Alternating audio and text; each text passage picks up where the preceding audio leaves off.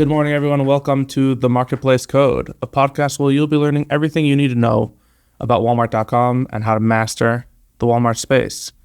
Here today, it's myself, David Milstein, and Michael Lebar from Silkcord. We'd love to talk to you and hopefully learn something new about Walmart. Let's kick things off today talking a little bit about the Omnichannel on Walmart. You know, this is an ever-evolving space as it continues to grow. Let's dive right in. Awesome. Yeah. Thanks everybody for tuning in. We're going to talk on a lot about a lot of different things throughout this series and throughout a lot of our content. And really, we're going to be focused on how to grow on Walmart.com.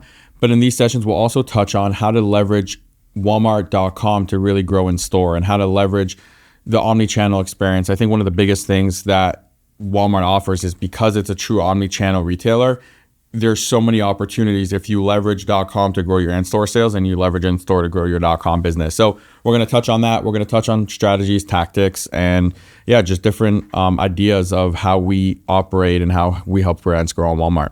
Yeah, I mean, it's an ever-evolving space, as we said, and really each one plays into the other. You know, having a strong in-store business can really boost your capabilities.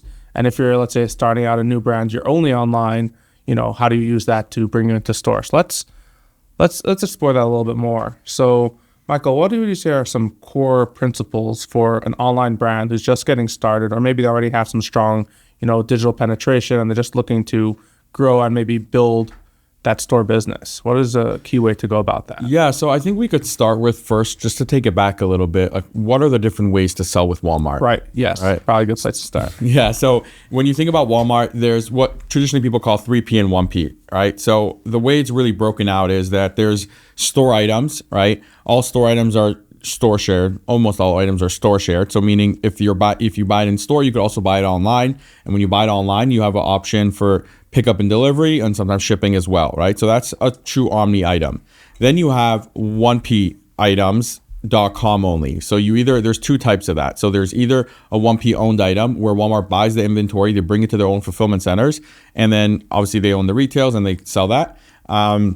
That's a great way to operate. Walmart's shipping rates are obviously very, very competitive, but also their shipping times are really quick. Their FCs are well distributed.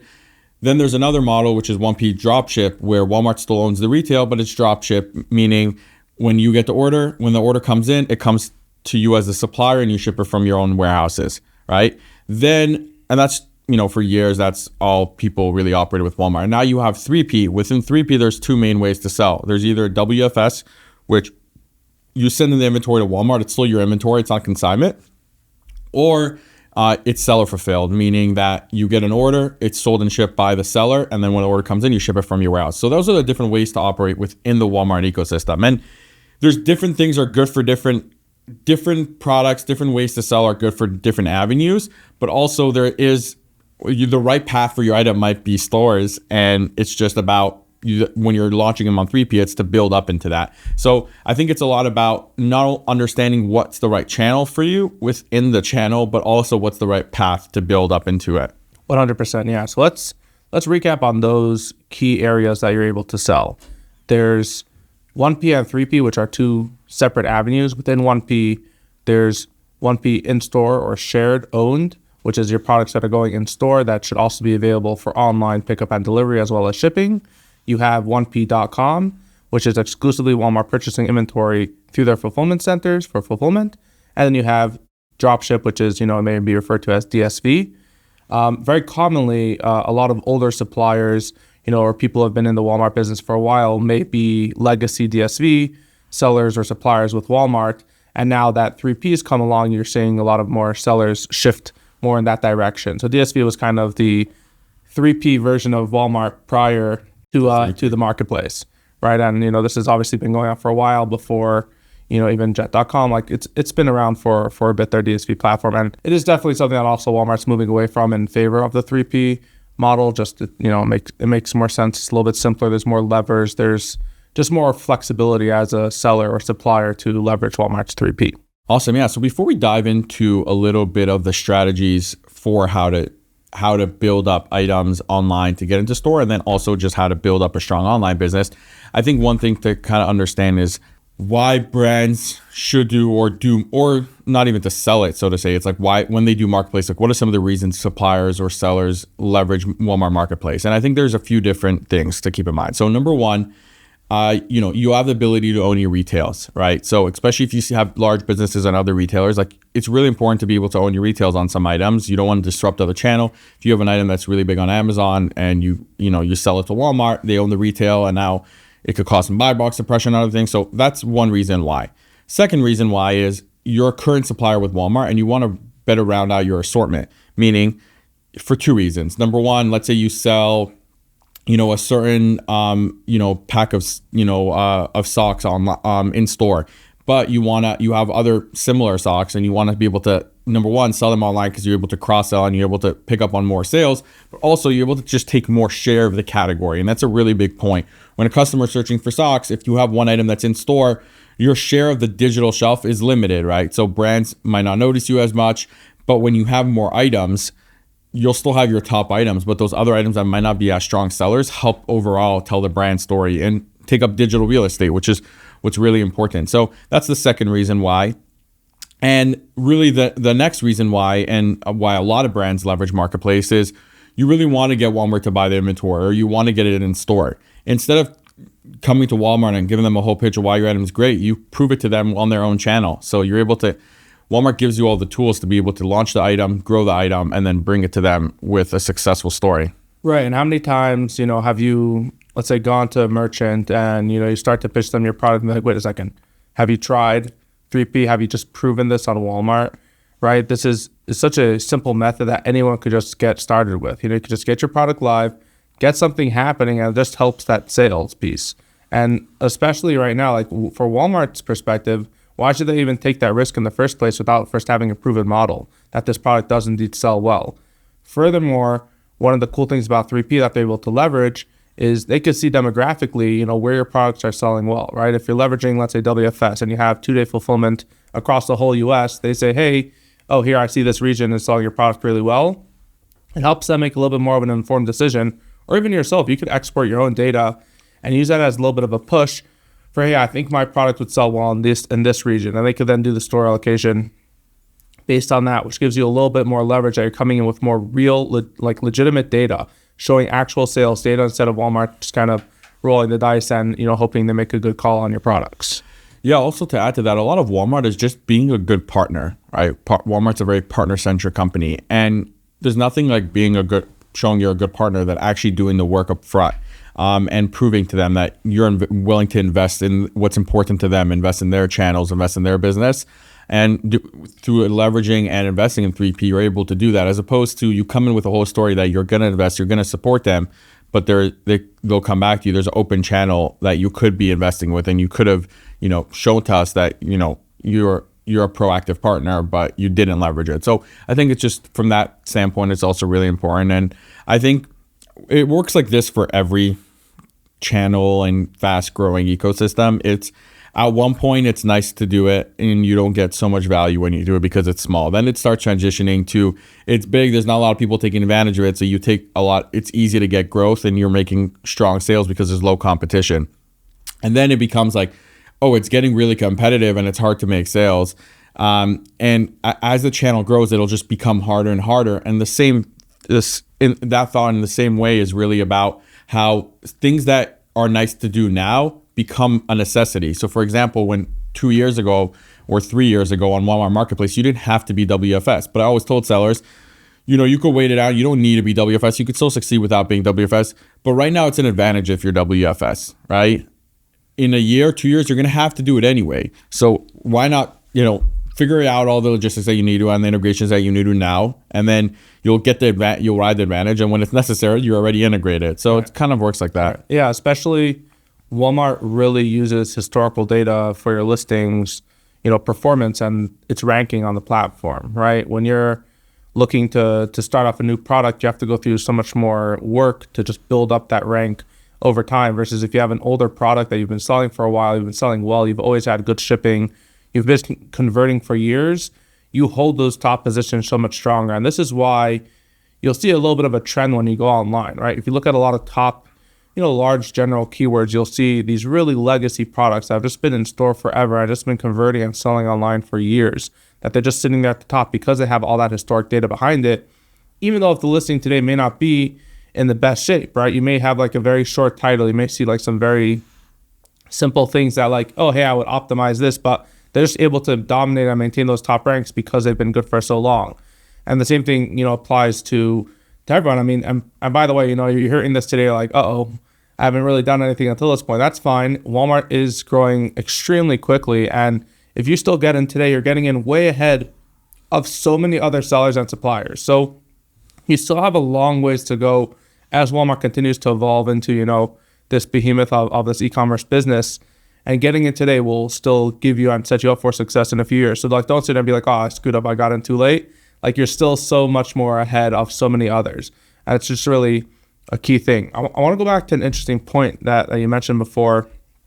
And I think with one of the big things about 3P that a lot of current existing suppliers could leverage is how they can actually solve a big problem that exists, which is cold start, right? So many brands, our suppliers are just like, oh, I have a new product that's going live on Mod, and like, how am I gonna drive traffic towards this thing? It's gonna kill me. Like, I have to spend so much. I'm already, everyone's so tight on their margins these days. When you think about the digital component of it, if you're able to first get a listing set up on the 3P side, it could be the same product. You're going live, you have the product already set up on 3P, and you build up even for a couple of months ahead of time. You start just to prove that product on Walmart's platform. You're able to get it in. You're able to put some ad spend behind it. First purchase that digital real estate in advance of your launch. Then when you go live, you're live on 1P. Firstly, you're probably going to be cheaper, so you'll immediately get a strike through, which will help your conversion rate even further. It'll drive and boost your listing even more. And it's just going to be a great way just to kind of get over a little bit of that hurdle of cold start, just to be able to drive and succeed immediate growth without having to like start from zero the first day your product goes live. Yeah, I think one of the biggest things that, we're going to cover this a lot in future sessions, which is really like what are tactical and strategic things you could do to show up well and grow. But maybe you could talk through a little bit of like, what are some ways to really think through at the basic level of how to make sure you're set up well on Walmart.com and some basic things. And we're not going to go too much into detail now, but what are some of the core things to make sure that we're set up the right way? Yeah, for sure. I mean, core principles are, I would say, like, take a look at what your competitors are doing in terms of a few key areas. Stick to, the categorization is typically going to be your most impactful piece. So you want to say like, hey, find your top keyword, look it up on the platform, see, hey, what are the top listings doing right now? What's their product type? What's their category path? And make sure you're aligned with that. And again, just make sure your keywords are in your title. Those are going to be like the key things that are going to give you that initial success to grow.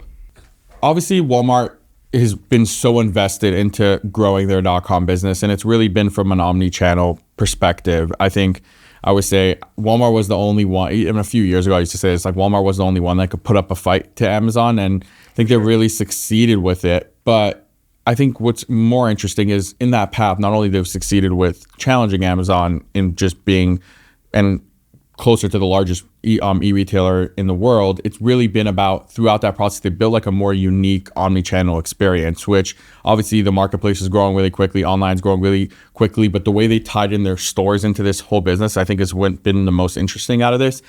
So maybe you could just talk a little bit about like what omni-channel means with Walmart and how they've been investing in omni-channel. What are some things they've been doing to really further the omni-channel experience business? It's so interesting to see, a behemoth company, a Fortune 1 company take such a drastic turn in their general direction, right? Obviously Walmart's been, the largest retailer, highest revenue company, for probably as long as I've been alive, which is pretty crazy. And now just to see them pivot and really like go from this massive retail in-store business to the .com, and exactly that. Amazon has kind of just been the dominant player in the e-com space. They still are, right? They still are, unless you're watching this in like 5-10 years, they still are the dominant player in the e-com space. And who could really come in and challenge them? Who could be the Lyft to their Uber, so to say?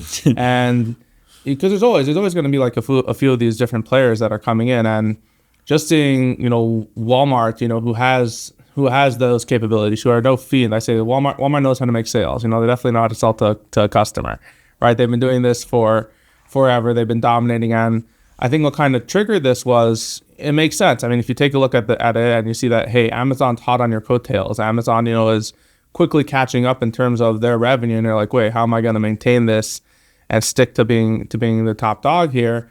And they realized they had to pivot and shift to this, to this more of an e-commerce platform. And they've definitely tried over the years, Walmart.com has existed, but their acquisition of Jet, like over the past years, just kind of moving more towards this 3P marketplace. But just even within the past like 3 years or so, when we first got into this, we saw so many brands were having issues even getting accepted to Walmart.com as sellers.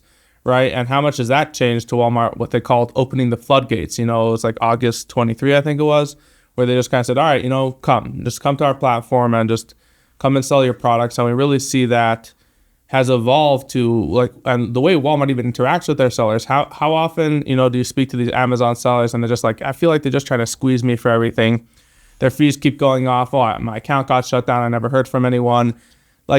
Walmart's trying to be a partner, like Michael mentioned before. Walmart's trying to be a partner with you, and so many sellers and suppliers can echo this and just say yeah, Walmart actually came to me. They helped me with their onboarding. I was able to get everything set up through them. They really walked me through things, and just being again that partner to your business to understand, hey, here's the challenges you're facing. Here's how we're going to try and improve our product, and even on the back end side of things, I've been working through Item 360, now Supplier One, Seller Center, and you can just see an evolution in how antiquated their systems used to be to what it is today. Are there still flaws? 100%. Is it something that we see changes every single day?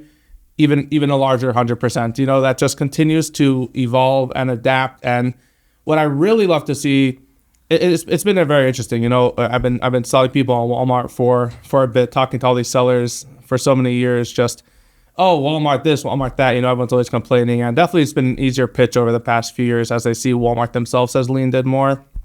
But there's all these complaints, and just seeing that Walmart's taking this and moving even past Amazon in some ways. And I think one key area that you see this, which is a longer conversation, is their partnership with OpenAI, a direction that just shows Walmart's investment in the future of how e-commerce will succeed. Obviously, going just through classic or standard search engines is something that's going to be potentially a thing of the past, as we evolve more towards AI, and Walmart going and investing immediately in that, making that partnership, with OpenAI as, we want our products to show up over here. We want to be able to drive sales through a medium that is. Just seeing the data so far here in end of 2025, ChatGPT is responsible for about 40% of all referral traffic to Walmart.com, which comes out, and referral traffic is about 4%, I believe, of all Walmart.com sales. So that means that ChatGPT alone is responsible for about 1.5% of all Walmart.com sales. And again, this partnership happened 3-4 months ago, max. That's crazy already. I mean, how is that only going to evolve? Because it's not just Walmart, it's also ChatGPT is just, the adoption just continues to grow every single day. It's something that, it's something that just, I mean, for you listening now, how many of you are, headed to that direction? You have a problem, you just go ChatGPT. You want to purchase something, you go ChatGPT. And the adoption of that and just taking that in, it just gives Walmart such a massive, it just shows their future mindset over maybe what you're seeing today in Amazon. Obviously, I'm sure Amazon has their own AI initiatives, but just a very common classic household, the household AI name integrating with Walmart just shows a certain level of investment within the future. And you just love to see that. You love to see that. I think Walmart also just recently hired a chief AI officer. Ever since, John Furner got announced as the new CEO, global CEO. The main announcement was really about how he's going to help lead the AI transformation. And Walmart knows that in order to keep staying at the top, they have to keep pivoting. So they made that big e-commerce pivot, and now they're already planning for what the AI pivot is, right? And the thing about AI, there's, I don't want to go too down that rabbit hole, but now there's AI tools within Supplier One to help suppliers. There's Sparky within Walmart shopping app to help people shop. There's so many different aspects of how it's integrated. I think for associates, they have their own AI tool. Just throughout the entire Walmart ecosystem, there's so many of these different AI products throughout Walmart Connect. They want to make it much easier to run advertising, leveraging AI. So I think just seeing what Walmart's doing with AI, but it's really deja vu to what they've done with just the whole e-commerce space. Very interestingly, something that Walmart has an advantage even to Amazon, I mean, aside from, the stores and everything that's very simple to understand, something that I think is interesting just from a business perspective is they don't have to be a pioneer for a lot of these existing, products that exist, right? Amazon has really been able to boom and really make e-commerce, the thing it is today. And Walmart is able to look at that and be like, all right, this part, amazing. I love this, but this, I don't know about that. Like there's certain things that they're able to see and be like, hey, I don't like this, and this is a problem for me, and I don't want that on my marketplace. And I just think, like, just off the top of my head, a couple things I'd love to hear your thoughts on this, Michael. Like, firstly is, a price first approach. Walmart is so much about selling that EDLP, and especially, in today's day and age, when, every dollar needs to go as far as it can from a customer perspective, just being in that marketplace for people to be able to shop and know that you're getting a good deal is so impactful. And I've done this. I've gotten into this just myself from an experience I had. I was looking to buy windshield wiper fluid. This is crazy to say publicly, but I went to Amazon to go look for my windshield wiper fluid, and I'm like looking at the listing. You can do this right now. Go ahead, open your phone or your browser, whatever it is. Type in windshield wiper fluid. The top listings on Amazon are going to be about $20, right? You're going to see that $20, $15. If you scroll, maybe you'll get lucky. You'll find something for like $9. On the first page, I don't know. I'm on my phone, so there's not that many listings. You go to Walmart, the number one listing is $4.97, right? Why is that the case? Why is that if I'm looking for something, I'm not immediately seeing the best deal for my product, the best deal as a consumer, that this is going to be the product that I'm going to want to purchase, right? That's just such a key way that Walmart shows you that they are, that's just something that they love, that's something that they love, is just showing that. That's just one piece that I really like about it. It's also Walmart's understanding of, let's say the third party sellers and the piece and the piece in that space, how they're able to really help work with some of these suppliers who have, how many of you sellers or suppliers have just like been struggling with hijackers on your listing, somebody coming in and just, completely taking over your listing, maybe it's counterfeit products, all these different pieces. And Walmart just clearly showing, just this year alone, they got rid of over 100 million in GMV from sellers who are selling, counterfeit products, or not necessarily authorized resellers and consumables. And it just shows, again, common issues that sellers and suppliers face on Amazon and Walmart's take on it. Now, obviously, there's still issues today, there's no doubt, but it's about the direction and the way that they're willing, again, to be partners with you and really make a platform that you have real brands coming to with their products, just helping them really grow and have a true platform to sell to customers in a way that they can reach them with their good products. Awesome. Thanks, everybody, for tuning in. It's fun to do this first episode of this show. I think throughout this, and hopefully you tune into other episodes, we're going to really, as this show progresses, we're going to really dive into, obviously, keep giving you informed on ways to think about things and letting you know about new strategies that are coming and just new initiatives that are coming to platform. But we're really going to start diving into strategy and tactics that you could hopefully take away and utilize for your business to help you grow on Walmart. We're excited to keep them coming. Awesome. Thank you, everybody.